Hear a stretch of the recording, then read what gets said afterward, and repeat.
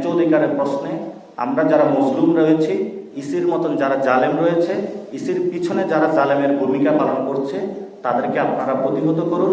ইসিকে সাংবিধানিক প্রতিষ্ঠানে রূপান্তরে আমাদের লড়াইয়ে যোগ দিন। প্রতীক প্রশ্নে আমরা কোনো ছাড় দিব না এনসিপির পক্ষ থেকে। আমাদের প্রতীকের তালিকায় রেখেছে কাপ পিরিচ, থালাবাটি। শাপলা প্রতীক বরাদ্দে আইনি কোনো বাধা না থাকলেও জাতীয় নাগরিক পার্টিকে উটপাখি, কাপ পিরিচ ও থালাবাটির মতো হাস্যকর প্রতীক দিতে চাইছে নির্বাচন কমিশন ইসি। এমন অভিযোগ করেছেন দলটির মুখ্য সমন্বয়ক নাসির উদ্দিন পাটোয়ারি। তিনি বলেন, ইসির কাছ থেকে নিবন্ধন সংক্রান্ত চিঠি আমরা পেয়েছি। সেখানে আমাদের জন্য আলমিরা, উটপাছি, কাপ পিরিচ, থালাবাটি প্রতীক বরাদ্দ রাখা হয়েছে। এগুলো খুবই হাস্যকর। রাজধানীর বাংলা মোটরের অস্থায়ী কেন্দ্রীয় কার্যালয়ে মঙ্গলবার রাতে আয়োজিত সংবাদ সম্মেলনে এ অভিযোগ করেন তিনি।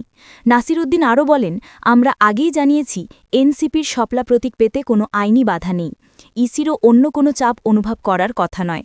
গণ অভ্যুত্থানের পর আমরা স্বাধীন নির্বাচন কমিশনের দাবি তুলেছিলাম, কিন্তু বর্তমান কমিশন একদলীয় অফিসে পরিণত হয়েছে। তাদের কার্যক্রম সংবিধানকে প্রশ্নবিদ্ধ করছে। তিনি অভিযোগ করেন, অন্য রাজনৈতিক দলের প্রতীক জাতীয় প্রতীকের উপাদান থেকে নেওয়া হলেও এনসিপির ক্ষেত্রে শুধু আপত্তি তোলা হচ্ছে। এখন প্রশ্ন উঠতে পারে, প্রতীক না পেলে আমরা কি করব? জনগণকে সঙ্গে নিয়ে সাংবিধানিক ও গণতান্ত্রিক উপায়ে আমরা সংগ্রাম চালিয়ে যাব। সাংবাদিকদের এক প্রশ্নের জবাবে নাসির উদ্দিন পাটোয়ারি বলেন, জাতীয় লীগ নামে একটি দল নিবন্ধন পেতে যাচ্ছে, অথচ এ পর্যন্ত আমরা দলটির কোনো মিছিল, সভা বা সেমিনার দেখিনি।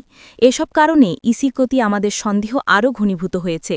তিনি এ সময় আওয়ামী লীগ আমলে নিবন্ধন পাওয়া রাজনৈতিক দলগুলোর নিবন্ধন বাতিলের দাবি জানান। সংবাদ সম্মেলনে এনসিপির যুগ্ম আহ্বায়ক খালেদ সাইফুল্লাহ, যুগ্ম সদস্য সচিব জহিরুল ইসলাম মুসা প্রমুখ উপস্থিত ছিলেন।